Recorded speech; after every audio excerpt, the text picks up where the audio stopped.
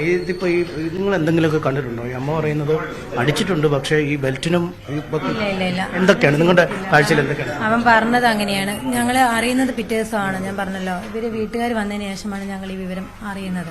കാരണം ഇവിടെ already late ആയിട്ടായിരുന്നു എഴുന്നേറ്റ് വരുന്നത്. അപ്പോൾ അന്നും ഇതുപോലെ തന്നെ ലേറ്റ് ആയിട്ടാണ് എഴുന്നേറ്റ് വന്നത്. ഇവർ വീട്ടുകാർ വന്നതിന് ശേഷമാണ്. അപ്പോൾ ഇവിടെ എല്ലാ ദിവസവും 11 മണിക്ക് 12 മണിയാവും ഇവിടെ ചായ കുടിക്കാൻ വരുമ്പം. അപ്പോൾ അവിടെ വീട്ടുകാർ തന്നെ വിളിക്കുമ്പോൾ ചോദിച്ചപ്പോൾ പറഞ്ഞു ഇങ്ങനെ ചായ കുടിച്ചിട്ടില്ല എന്ന് പറയുമ്പം ഞങ്ങൾ റിസപ്ഷൻ അവിടെ പോയപ്പോൾ അവിടെ അമ്മ ഞങ്ങളോട് ചോദിച്ചു ചായ കുടിച്ചില്ല. അപ്പം പറഞ്ഞു എന്നും എഴുന്നേറ്റ് ലേറ്റ് ആയിട്ടാണ് വരാറ്. ഇപ്പോൾ കല്യാണം കഴിഞ്ഞ ആൾക്കാരുടെ മുറിയിൽ നമ്മൾ പോയിട്ട് വിളിക്കുന്നത് ശരിയില്ല. ഞങ്ങൾ പോയി വിളിക്കാറുമില്ല. അപ്പോൾ അവിടെ ഈ പറഞ്ഞല്ലേ 11 മണി 12 മണിയാവും. ചില ദിവസം 11:30 എഴുന്നേക്കും, ചിലപ്പോൾ 12:30 എഴുന്നേക്കും. അങ്ങനെ വരും, ചായ കുടിക്കും, പോവും. അപ്പം അന്ന് ഇവർ വന്നപ്പോഴും പോലും ഞാൻ അന്ന് രാവിലെ ഈ പറഞ്ഞ 9:30 ആയപ്പോഴത്തേന് ഞാൻ ചായ 2 വട്ടം കാപ്പി അനത്തിട്ട് ഞാൻ കൊടുത്തയച്ചു, പോയി വിളിക്ക്. കാരണം ഇന്ന് അവർ വീട്ടുകാർ വരുന്ന, ഇന്ന് നമുക്ക് നേരത്തെ എഴുന്നേറ്റ് റെഡി ആയിട്ടൊക്കെ നിൽക്കേണ്ടതാണ്. അപ്പോൾ അവരെപ്പോഴും ഇവിടെ എത്താൻ നമുക്ക് കൃത്യ ടൈമിങ് നമുക്കില്ല, റണ്ണിങ്ങിലാണ്. അപ്പം അന്ന് വിളിച്ചപ്പോഴും ഇതുപോലെ നമ്മുടെ കസിൻസ് എല്ലാം വന്നിട്ടും പോയി വിളിച്ചിട്ടൊന്നും ഇവർ ഇറങ്ങുന്നില്ല, പുറത്തേക്ക് ഇറങ്ങുന്നില്ല. അപ്പോഴൊന്നും നമ്മൾ ഈ സംഭവം അറിയുന്നില്ല. ഇവരിങ്ങനെ പറ്റിയിട്ട് കിടക്കുകയാണെന്നുള്ളതോ അല്ല ഉപദ്രവിച്ച് ആശുപത്രിയിൽ പോയിട്ട് വന്ന് കിടക്കുകയെന്നുള്ളതൊന്നും നമ്മൾ അറിയുന്നില്ല. ഇവർ വീട്ടുകാർ വന്നതിന് ശേഷം കുറച്ച് നേരം ഇവിടെ ഇരുന്നപ്പോൾ അവരൊക്കെ ചോദിച്ചു എന്ത് ചെയ്യുന്നത്. അപ്പം ഞാൻ പറഞ്ഞു റൂമിലാണ്. അപ്പം മാറ്റാണെന്നുള്ള ഫ്രഷായിട്ട് ഇങ്ങോട്ട് വരാം എന്നുള്ള രീതിയിലാണ് നമ്മളും കാണുന്നത്. അപ്പോൾ വന്ന് ഇവിടെ ഇരുന്ന് വീട്ടുകാർ ചോദിക്കുമ്പോഴാണ് നമ്മൾ ഈ സംഭവം കാണുന്നത്. അപ്പോഴാണ് ഞാനും വിവരം തിരക്കിയപ്പോൾ എന്നോട് പറഞ്ഞു ഇങ്ങനെ അടിച്ചു ഇതാക്കി. അപ്പം ഞാൻ ചോദിച്ചു എന്താ കാരണം ചോദിച്ചപ്പോൾ എന്നോട് പറഞ്ഞു സംശയത്തിൻ്റെ പേര്, രാഹുലേട്ടൻ ഭയങ്കര സംശയമാണെന്ന് പറഞ്ഞു. അപ്പോൾ പിന്നീടാണ് അതിന് ശേഷമാണ് രാഹുൽ ഞങ്ങളോട് വ്യക്തമായിട്ടുള്ള കാര്യങ്ങൾ പറയുന്നത്. ഇങ്ങനെ രാത്രിയിൽ ഫോൺ കോൾ വരുന്നുണ്ട്, മിക്ക ദിവസവും രാത്രിയിൽ ഇതുപോലെ അവൻ്റെ കോൾ വരുന്നുണ്ട്. സന്ദീപ് എന്നൊരു പയ്യനാണ്, അവൻ വിളിക്കുന്നുണ്ട്, പിന്നെ അതുപോലെ തന്നെ മെസ്സേജ് അയക്കാറുണ്ട്. അപ്പം ഇവളോട് അത് ബ്ലോക്ക് ചെയ്യാനും നമ്പർ സിമ്മ് മാറ്റാൻ പറഞ്ഞിട്ടൊന്നും ഇവള് കേൾക്കുന്നില്ല. അപ്പം അന്ന് പറഞ്ഞ 2 പേരും മദ്യപിച്ചിട്ടുണ്ടായിരുന്നു, ഇവളും മദ്യപിച്ചിട്ടുണ്ട്, ഇവനും മദ്യപിച്ചു. അപ്പോൾ ഇവള് ബ്ലോക്ക് ചെയ്യാൻ ഇവനോട് പറയുന്നതിനനുസരിച്ച് ഇവള് മർദ്ദം കൂടുതൽ ചുരുത്തിയെന്നാണ് പറഞ്ഞത്.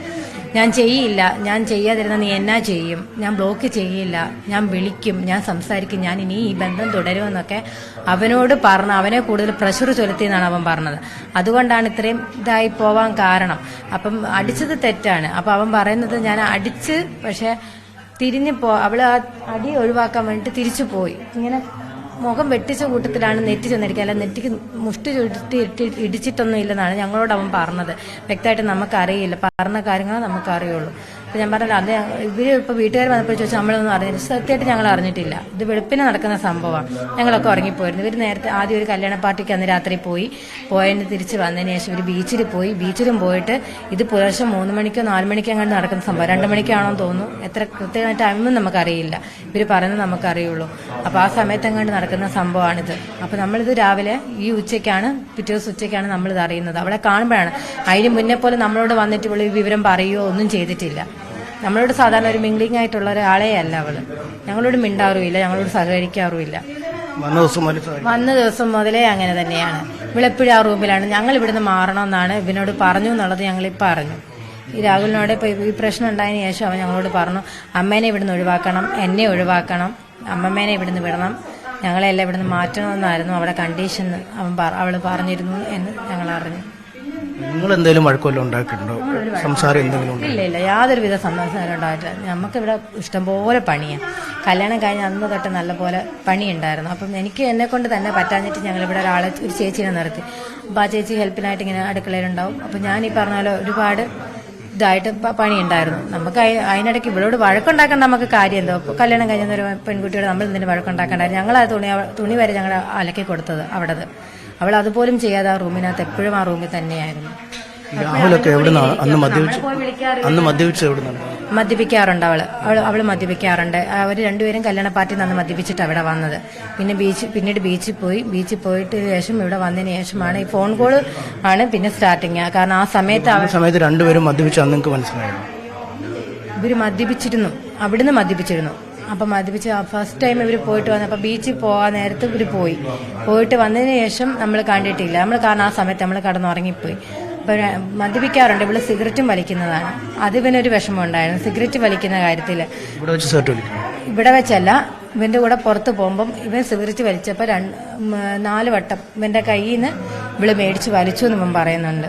ഇവൻ വലിച്ചുകൊണ്ടിരുന്ന സിഗരറ്റ് മേടിച്ചിട്ട് ഇവള് വലിച്ചിരുന്നു എന്ന്.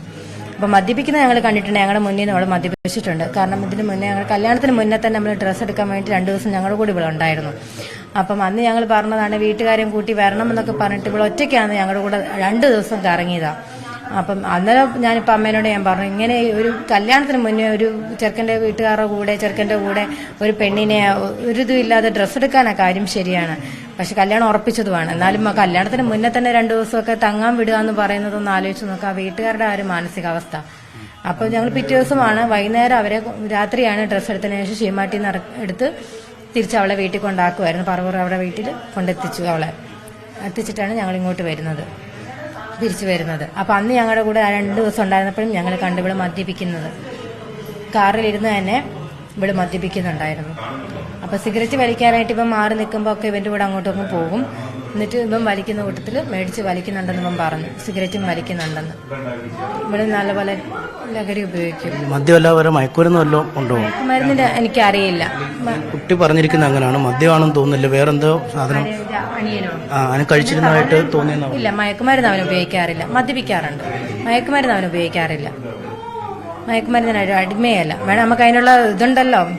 അങ്ങനെ അഥവാ അവൻ ചെയ്യുന്നുണ്ടെങ്കിലെന്നുള്ളത് അവനെ നമുക്ക് ടെസ്റ്റ് ചെയ്യാൻ. വേറൊരു പ്രശ്നം, ഈ ആദ്യത്തെ വിവാഹം നിങ്ങൾ കൃത്യമായി ആ വീട്ടുകാരെ അറിയിച്ചിരുന്നാണോ ചെയ്തത്?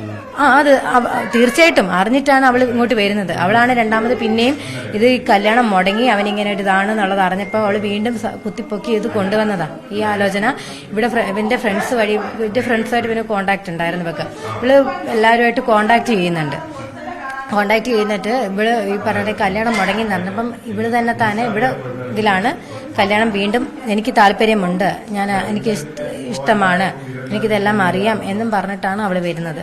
ഈ രജിസ്റ്ററും ചെയ്തതാണ് ഇങ്ങനെ മുടങ്ങി എന്നുള്ളത് അറിഞ്ഞപ്പം ഈ ഡേറ്റിന് തന്നെ നടത്താം എന്നും പറഞ്ഞിട്ടാണ് ഈ ആലോചന പിന്നെ വരുന്നത്. പുള്ളിക്കാരി തന്നെ വന്നത്. പക്ഷെ എന്നിട്ട് ഇപ്പൊ അവള് പറഞ്ഞിരിക്കുന്നത് ഞങ്ങൾ ചെന്നെന്നാണ്. ഒരിക്കലും അല്ല. അതൊക്കെ ഇപ്പൊ നമ്മൾ ഈ മൊബൈൽ ഫോണിലൂടെ നമുക്കത് കണ്ടുപിടിക്കാമല്ലോ. ഏതായാലും അതൊരു തെളിവാണല്ലോ. നമ്മുടെ കയ്യിൽ ആ സാധനം ഇല്ലെങ്കിലും അവിടെ മൊബൈൽ ഫോൺ അവിടെ കസ്റ്റഡിയിലാണ് ഉള്ളത്. പക്ഷെ നമുക്കത് വഴി നമുക്ക് സൈബർ സെൽ വഴി നമുക്കിത് കണ്ടുപിടിക്കാമല്ലോ. ഇവിടെ ഒരേ ദിവസമാണ് ഈ 2 പെണ്ണ് കാണാനും പോയതല്ലേ? ഒറ്റ ദിവസം നമ്മൾ പോയതാണ്. അപ്പം അതെന്ന് പറഞ്ഞാല് ദന്തിസ്ഥായനെ കൊണ്ട് നമ്മൾ ആദ്യത്തെ വിവാഹം നമ്മൾ നോക്കിയതാണ്. കാരണം അവിടെ ഹോപ്പുണ്ട്, ദന്തിസ്റ്റിന് നമ്മൾ ജർമ്മനിയിൽ ഒരു ഹോപ്പുണ്ടെന്നുള്ളത്. കാരണം അവൻ അവിടെ സ്ഥിരമായതാണ്. അപ്പം അതുകൊണ്ട് അവൻ എന്തായാലും കല്യാണം കഴിച്ചാൽ അങ്ങനെ മാറി മാറി നിൽക്കണ്ടല്ലോ. അപ്പോൾ ഒന്നിച്ച് നിൽക്കട്ടെ. അവനും അവിടെ ഏതായാലും സ്ഥിരമാണല്ലോ. വല്ലപ്പോഴും ഒരിക്കലും ഇങ്ങോട്ട് വരുവുള്ളൂ, വർഷത്തിലൊരു വട്ടമൊക്കെ ഇങ്ങോട്ട് വരുവുള്ളൂ. അപ്പം അതുകൊണ്ട് നമ്മൾ അവിടെ നിൽക്കണം. അല്ല, അവിടെ വിദ്യാഭ്യാസം ഉള്ളൊരു പെൺകുട്ടിയെ വേണം എന്നുള്ളൊരിതിലാണ് നമ്മൾ മാട്രിമോണിയിൽ കൊടുക്കുന്നത്. മാട്രിമോണിയിലാണ് കോട്ടയത്തെ? അതെ അതെ, രണ്ടും അങ്ങനെ. പക്ഷേ ഇത് ശരിയാണോ? ഇത് കല്യാണം കഴിക്കുന്നതിന് മുമ്പ് തന്നെ രജിസ്ട്രേഷൻ ഒക്കെ കഴിഞ്ഞ് വിവാഹം രജിസ്റ്റർ ചെയ്തു, ഇവർ ബാംഗ്ലൂർ ഒന്നിച്ച് താമസിക്കുന്നു, വിവാഹം കഴിഞ്ഞിട്ടില്ല, അങ്ങനെയൊക്കെ എഴുതില്ല. അത് നിങ്ങൾ നേരത്തെ പറഞ്ഞ രീതിയിൽ ഈ കല്യാണം കഴിക്കാത്ത പെൺകുട്ടി നിങ്ങളോട് കറങ്ങാൻ വന്നാൽ കല്യാണം കഴിക്കാത്ത നിങ്ങളുടെ അനിയൻ ആ പെണ്ണിനോട് ബാംഗ്ലൂർ താമസിക്കുന്നു. രജിസ്ട്രേഷൻ ചെയ്തത് എന്താണെന്ന് വെച്ചാൽ നമ്മൾ കല്യാണം കഴിയുമ്പം പാസ്പോർട്ട് നമുക്ക് റെഡിയായി കിട്ടണമല്ലോ. കാരണം ആ ഒരു ഗ്യാപ്പ് ഉണ്ടല്ലോ, ഇത്രയാണെങ്കിൽ നമുക്കൊരു താമസം വരും. കല്യാണം കഴിഞ്ഞിട്ട് പെട്ടെന്ന് നമ്മളത് കൊണ്ടു കൊടുക്കുമ്പോൾ ഡിലേ വരും. അപ്പം അതുകൊണ്ട് കല്യാണം കഴിഞ്ഞിട്ട് പോകുമ്പം ഒന്നിച്ച് കൊണ്ടുപോകാനുള്ള ഇപ്പം പോകുമ്പോൾ ആ കൂട്ടത്തിൽ തിരിച്ചു കൊണ്ടുപോകാം എന്നുള്ള രീതിയിലാണ് പാസ്പോർട്ടും വിസ റെഡിയാക്കാൻ വേണ്ടിയിട്ടാണ് അവരുടെയും 2 കൂട്ടരുടെയും 2 വീട്ടുകാരുടെയും താല്പര്യപ്രകാരം ചെയ്തതാണിത്. അവരുടെ വീട്ടുകാരും ഉണ്ടായിരുന്നു രജിസ്റ്റർ ചെയ്യാൻ വേണ്ടിയിട്ട്. ഇവർ ബാംഗ്ലൂർ പോയി, കുട്ടി ബാംഗ്ലൂരിലായിരുന്നു, അവിടെ പോയി താമസിക്കാൻ എന്താ കാരണം? അവിടെ ഇതുവേണ്ടി പാസ്പോർട്ടിന് വേണ്ടിയിട്ട് പോയതാണെന്നാണ് ഞങ്ങളോട് പറഞ്ഞത്. ഞങ്ങൾ അങ്ങനെ അത് തന്നെ പാസ്പോർട്ടിന് വേണ്ടിയിട്ട് റെഡിയാക്കാൻ വേണ്ടിയിട്ടൊക്കെ നിന്നതാണ് എന്നാണ് പറഞ്ഞത്. അത് അവർ പറഞ്ഞു അവരായിട്ട് വേണ്ടാന്നത് വെച്ചു. അവർ വേണ്ടാന്ന് പറഞ്ഞു, ഞങ്ങളെ വിളിച്ചിട്ട് പറഞ്ഞു വേണ്ടാന്ന്. അപ്പം ഇതൊരു മാസം കറക്റ്റ് നമ്മൾ 1 മാസം മുന്നെയാണ് ഇവർ വിളിച്ച് പറയുന്നത്. മെയ് 5-നാണല്ലോ നമ്മൾ വിവാഹം ഉറപ്പിച്ചത്. അപ്പം അതേ ഡേറ്റിൽ തന്നെ പിന്നെ പെട്ടെന്ന് ഇവരിത് നടത്താമെന്ന് പറഞ്ഞിട്ട് ഇവർ തന്നെ വീട്ടുകാർ വന്നതാണ്. 1 മാസത്തിനുള്ളിൽ നടന്നു? അതോ 2 ആഴ്ച? കാരണം ഇത് വിവാഹം മുടങ്ങി അവൻ 2 ആഴ്ച ആശുപത്രിയിലായിരുന്നു. അതിനുശേഷമാണ് അവൻ ഇവിടെ വരുന്നത്. വിഷുവിൻ്റെ അന്ന് ഇവിടെ രാവിലെ ഉണ്ട്. അപ്പം അതിനുശേഷം ആ ഞായറാഴ്ച തന്നെയാണ് അവരുടെ വീട്ടുകാർ ഈ പറഞ്ഞ ഈ പെൺകുട്ടിയുടെ വീട്ടുകാർ ഇവിടെ വരുന്നത്. അച്ഛനും ബന്ധുക്കളും എല്ലാം കൂടെ ഇവിടെ വന്നത്. അപ്പം അന്ന് ഞങ്ങളോട് ഇങ്ങനെ സ്ത്രീധനം ചോദിച്ചു. ഞങ്ങൾ പറഞ്ഞ സ്ത്രീധനം വേണ്ട, നിങ്ങളുടെ മകൾക്ക് എന്താണ് നിങ്ങൾ കൊടുക്കാൻ, അത് നമുക്ക് നടത്തി. കാരണം നമ്മൾ ആ സമയത്ത് സ്ത്രീധനം അല്ല. ആദ്യത്തെ കുട്ടി ഇപ്പൊ പോലീസിൽ പരാതിപ്പെട്ടിട്ടുണ്ട്. അതായത് ഈ രാഹുലിന്റെ സ്വഭാവം അത്ര ശരിയല്ല എന്ന് ഒന്നിച്ചു കഴിഞ്ഞപ്പോൾ മനസ്സിലായതുകൊണ്ടാണ് ബന്ധത്തിൽ പിന്മാറുന്നതെന്നാണ് കാരണം പറയുന്നത്. അപ്പം ഈ പെൺകുട്ടിക്കും കുഴപ്പം, ആ പെൺകുട്ടിക്കും കുഴപ്പം, അങ്ങനെ നോക്കിയാൽ കുഴപ്പങ്ങളല്ലേ ശരിക്കും? അത് നമുക്ക് വ്യക്തമായിട്ട് അറിയത്തില്ല. രണ്ടുപേർക്കും പ്രശ്നമാണ്. ഇപ്പം ഇത് നമ്മൾ പറഞ്ഞല്ലോ, ഇത് ഇവന് ഇങ്ങനെ ഒരു ചെയ്യാനുണ്ടായ കാരണം അവിടെ ഫോൺ കോളുകളാണ്. അവർക്ക് ഇപ്പോൾ ഏതൊരു ഭർത്താവിനും സഹിക്കാൻ പറ്റില്ല. രാത്രി ഇവർ ഭാര്യയും ഭർത്താവും കൂടെ കിടക്കുമ്പം മറ്റൊരു പുരുഷന്റെ കയ്യിൽ നിന്ന് കോള് വരുമ്പം നമ്മൾ ഏത് ആണുങ്ങൾക്ക് സഹിക്കാൻ പറ്റാത്തൊരു കാര്യമാണ് ഇത്. അവനത് നിർത്താൻ പറഞ്ഞിട്ട് കൂടി ഇവള് ഫോൺ ഓഫാക്കാതെയും പിന്നെ ഇവള് മുന്നോട്ട് ഈ കോള് ചെയ്യുകയും മെസ്സേജ് അയക്കുകയും ചെയ്തതിലാണ്. രാഹുൽ കണ്ടെന്നാ പറഞ്ഞത്. രാഹുൽ മെസ്സേജുകൾ കണ്ടു. അതാ ഞാൻ പറഞ്ഞത്, അത് നമ്മൾ നിയമത്തിന് മുന്നിൽ അത് കൊണ്ടുവരണം. ഇവിടെ ഫോൺ പരിശോധിക്കണം. സ്ക്രീൻഷോട്ട് എടുക്കും, ഫോട്ടോ എടുക്കും, അങ്ങനെ വല്ലതും ചെയ്തോ? ചാറ്റുകളിലൊക്കെ ഈ ആളുകളെ കാണിച്ചു കൊടുക്കണം എന്ന് നിങ്ങൾക്ക് തോന്നി? ഇല്ല, അവനിത് അത് ഞാൻ പറഞ്ഞല്ലോ, അവനിത് നിമിഷം വരെ അവനിത് പുറത്ത് പറഞ്ഞിട്ടില്ല. ഇങ്ങനെ ഒരു സംഭവം ഞങ്ങളോട് മാത്രം ഈ ഒരു സംഭവം ഉണ്ടായതിനു ശേഷം പറഞ്ഞതാണ്. അതിന് മുന്നേ അവൻ പറഞ്ഞ് പോലീസിൽ പോയി പരാതി കൊടുക്കുമ്പോഴും അവനിത് പറയുന്നില്ല. അവൻ പറയുന്നത് ഒരു പെൺകുട്ടിയാണ്. ഇപ്പം ഇത്രയും പബ്ലിസിറ്റി ആയ സ്ഥിതിക്ക് ഇത് അവളെ പറ്റി പറയുമ്പം അവിടെ ഭാവി ഇപ്പം ഒന്നുകൂടി ഇതായിപ്പോവും. മോശമായിട്ട് അവൾ മോശക്കാരിയാവും. അപ്പം അത് വേണ്ട. ഞാൻ എത്ര മോശക്കാരനായ എന്നെ എത്ര വേണേലും ആക്കിക്കോട്ടെ, അവളൊരു പെൺകുട്ടിയാണ്. അപ്പം അത് വേണ്ട, അവൾ ഇത്രയും മോശക്കാരായിട്ട് വരണ്ട എന്ന് വിചാരിച്ചിട്ടാണ് അവൻ ഇതുവരെ പറയാതിരുന്നത്. പക്ഷെ ഇതിപ്പം ഞാൻ എൻ്റെ ഇതിൽ പറഞ്ഞതാണ്, അത് അവിടെ ഫോൺ പരിശോധിക്കേണ്ടതാണ്. അതൊരു അത്യാവശ്യമാണ്, ഞങ്ങളുടെ ഒരു ആവശ്യമാണ്. അവിടെ ഫോൺ എന്തായാലും പരിശോധിക്കണം. കാരണം ഈ കൊലക്കുറ്റവും സ്ത്രീധന നിയമവും ഒക്കെ അടക്കം കേസെടുത്തേക്കുന്നതുകൊണ്ടാണ് നിങ്ങൾ അല്ലല്ല. കാരണം അത് എന്തോ ആയിക്കോട്ടെ, പക്ഷെ ഇത് അവിടെ ചെയ്യാനുണ്ടായ സാഹചര്യം അതും കൂടെ നമുക്ക് പുറത്തു കൊണ്ടുവരണം. അവനിപ്പോൾ ഇത്രയും ഉപദ്രവിച്ചു, ഇങ്ങനെയാ ചെയ്തു എന്നൊക്കെ പറഞ്ഞ സ്ഥിതിക്ക് അത് ചെയ്യാനുണ്ടായ കാരണം കൂടെ നമുക്ക് വെളിപ്പെട്ട് കിട്ടണം. അതൊരു അത്യാവശ്യമായ കാര്യമല്ലേ, ഞങ്ങളുടെ ഒരു ആവശ്യമല്ലേ അത്. ഇത്രയും ഇങ്ങനെ ആരോപണങ്ങൾ ഉണ്ടായ സ്ഥിതിക്ക് അതവൻ ചെയ്യാനിടയായ സാഹചര്യം കൂടെ നമുക്ക് നിയമത്തിന് മുന്നിൽ വരണം. അറിയണം അതെന്തുകൊണ്ട് അവൻ ചെയ്തു എന്നുള്ളത് ലോകം അറിയേണ്ടത് ഒരു ആവശ്യമാണെന്ന് എനിക്ക് തോന്നുന്നു. അതുകൊണ്ട് അത് നമുക്ക് രാഹുൽ എവിടെ ഉണ്ട്? ഇവിടെ ഉണ്ടായിരുന്നു, വീട്ടിലുണ്ടായിരുന്നു. അപ്പോൾ ഇപ്പം അവനെ വിളിച്ചിട്ട് കിട്ടുന്നില്ല. എവിടെയാണെന്നുള്ളത് ഞങ്ങൾക്ക് ഒരു അറിവുമില്ല. ഞങ്ങളത് അന്വേഷിക്കുന്നുണ്ട്. ആരോടൊക്കെ ചോദിക്കാൻ പറ്റുന്നവരോടൊക്കെ ഞങ്ങൾ ചോദിക്കുന്നുണ്ട്. ഞങ്ങൾക്ക് ഈ പറഞ്ഞാൽ പുറത്ത് നമുക്ക് പോകാൻ പറ്റുന്നില്ലല്ലോ ഇപ്പം. അതുകൊണ്ടാണ് ഞങ്ങൾ ഇപ്പോൾ ആൾക്കാർ വരുമ്പോൾ നമ്മളിവിടെ വീട്ടിലാൾ വേണമല്ലോ. അതുകൊണ്ടാണ് ഞങ്ങൾക്ക് അന്വേഷിച്ചിറങ്ങാൻ പറ്റാത്തത്. അവനെ എത്രയും പെട്ടെന്ന് ജാമ്യത്തിനൊക്കെ ശ്രമിക്കുന്നുണ്ട്. ആദ്യത്തെ കേസിലൊന്നും ശ്രമിച്ചോ ഇല്ലെന്നുള്ളത് അറിയില്ല. വക്കീലുമായിട്ട് സംസാരിച്ചിട്ടുണ്ട്. ഇങ്ങനെ ഒരു ഇഷ്യൂ വന്നപ്പോൾ നമ്മൾ വക്കീലുമായിട്ട് അവൻ സംസാരിച്ചിട്ടുണ്ട്. എന്തൊക്കെയാണ് സംസാരിച്ചതെന്നും എന്താ ചെയ്തേക്കുന്ന നടപടി എന്താ ചെയ്തതെന്നുള്ളത് നമുക്കറിയില്ല. പോലീസുകാർക്കൊക്കെ നിങ്ങളോട് വലിയ സൗഹൃദമാണ്, തോളിൽ കൈയിട്ടാണ് രാഹുലിനൊപ്പം ഒരു പോലീസുകാരൻ പോയെന്നൊക്കെയാണ് അവർ പറയുന്നത്. അത് നമുക്കറിയില്ല, ഞാൻ കണ്ടിട്ടില്ല. കാണാത്ത കാര്യം എനിക്ക് പറയാൻ പറ്റില്ല. അവിടെ ഇരുന്നിട്ട് പോലും ഇവന്റെ മടിയിൽ ഇവിടെ കയറി ഇരുന്ന് സംസാരിച്ചു എന്നൊക്കെ ഉള്ളത് പിന്നീട് ഞാൻ അറിഞ്ഞു. പോലീസ് സ്റ്റേഷനിൽ പോലും അവള് ഇവന്റെ മടിയിൽ കയറി ഇരുന്നിട്ടാണ് സംസാരിച്ചത്, പോലീസുകാരോട് സംസാരിച്ചതെന്നൊക്കെയാണ് പറഞ്ഞു കേട്ടത്. പിന്നെന്താണ് പിന്നെ പ്രശ്നം? പിന്നീട് അവൾ അന്നേരവും പറഞ്ഞു ഞാൻ പോവുകയില്ല എന്നുള്ളത് അവൾ പറഞ്ഞു. സ്റ്റേഷനിൽ നിന്ന് പറഞ്ഞപ്പോൾ അവിടെ അമ്മ പറഞ്ഞു, നീ രാഹുലിൻ്റെ ഒപ്പം പോവുകയാണെന്നുണ്ടെങ്കിൽ ഞാൻ ആത്മഹത്യ ചെയ്യും എന്ന് ഒരു പറച്ചിലുണ്ടായപ്പോൾ പറയുന്നത് വീട്ടുകാരുടെ സമ്മർദ്ദത്തിന് വഴങ്ങിയാണ് ഇപ്പോഴും രാഹുലിനെതിരെ അവർ നിൽക്കുന്നത്. അന്നേരം അവളെ മൊഴി കൊടുത്തിരിക്കുന്നതൊന്നും ആദ്യം കൊടുത്ത മൊഴിയല്ല, ഇപ്പം മാറ്റി കൊടുത്തിരിക്കുകയാണ്. ഇപ്പം രണ്ടാമത് അവൾ വീട്ടിൽ ചെന്നതിന് ശേഷം മൊഴി മാറ്റി പറഞ്ഞിരിക്കുകയാണ്. ആദ്യം കൊടുത്ത മൊഴിയല്ല, ആദ്യം ഇവിടെ പോലീസിൽ കൊടുത്ത പരാതിയെ അല്ല ഇപ്പം കൊടുത്തിരിക്കുന്നത്. രണ്ടാമത് ഇപ്പോൾ അവൾ മൊഴി മാറ്റി പറഞ്ഞിരിക്കുകയാണ്. ഇതാണ് കുടുംബം പറയുന്നത്. കാരണം മൊബൈൽ ഫോൺ അടക്കം ഈ കുട്ടിയുടെ പരിശോധിക്കണം. ഇരുവരും തമ്മിലുള്ള ചില വ്യക്തിപരമായ പ്രശ്നങ്ങളാണ് ഇത്തരം കാര്യങ്ങളിലേക്ക് നയിച്ചത്.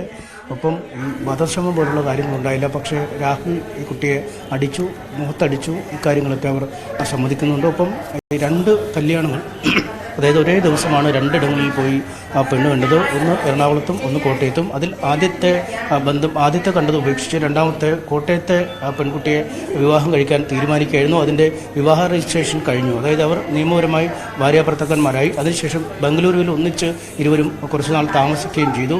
ഇതിനുശേഷമാണ് ആ യുവതി വിവാഹത്തിൽ നിന്നും നിശ്ചയിച്ച വിവാഹത്തിൽ നിന്നും പിന്മാറുകയും പിന്നീട് 2 ആഴ്ചയ്ക്കുള്ളിൽ മാട്രിമോണിയിൽ കൂടെ തന്നെ പരിചയപ്പെട്ട പറവൂരിലെ പെൺകുട്ടിയെ വിവാഹം കഴിക്കുകയും ചെയ്തതെന്നാണ്. അതിനുശേഷമുള്ള പല കാര്യങ്ങളും അവർ വിശദീകരിക്കുന്നുണ്ട്.